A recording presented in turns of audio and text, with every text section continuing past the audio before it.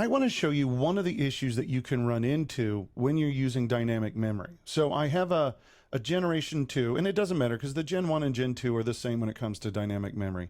But a Gen 2 machine, and let's go in and look at those dynamic memory configuration settings again. And I want you to notice something. I have a startup RAM of 1024 megabytes and a minimum RAM of 512, which is working out on this virtual machine quite well. It's settled down to 512. Here's the issue that you can run into. The issue is that when you try to restart this VM, it doesn't have enough RAM, and it may actually fail or be really slow to restart because it doesn't have the startup RAM that it initially started with. Well, in Server 2012, this was fixed. So you don't actually have to worry about this in 2012. But in your older operating systems like 2008 R2, you still have to worry about this.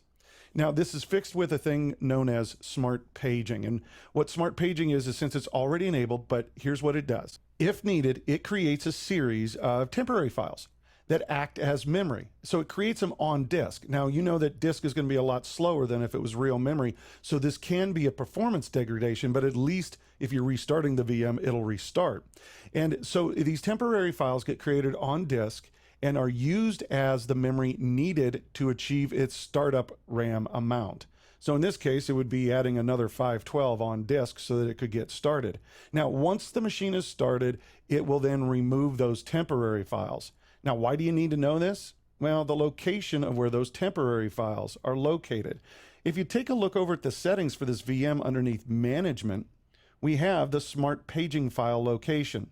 Now, because my VM is running, I can't make a change here, and it's kind of hard to read. So let me close out of this one and go to my Generation 1 VM where you can see it a little bit better. So I'm just going to go down to the smart paging file location. And here's what you want to do. Like we had said at the very beginning of this module, you want to locate your VMs on a separate storage device. So you don't want it on the same storage location as the operating system. In this case, it still is located on my operating system. So you want to make sure that this is in a different storage location. Now, by default, if you installed the role and put it on a separate storage location, then it will already have it. But keep it with the VM and make sure that it's separate so you can get at least the best performance out of this as you can. Now, this solves a lot of problems, although during a restart, you still may have some performance degradation. One of the things you also can do to avoid this is when you do configure dynamic memory, you might make that minimum amount the same as the startup RAM. Now, that would avoid the issue altogether, and we've done that in the past under older versions of Hyper-V. However, that doesn't necessarily optimize your memory the best either. So there's always going to be a little bit of give and take.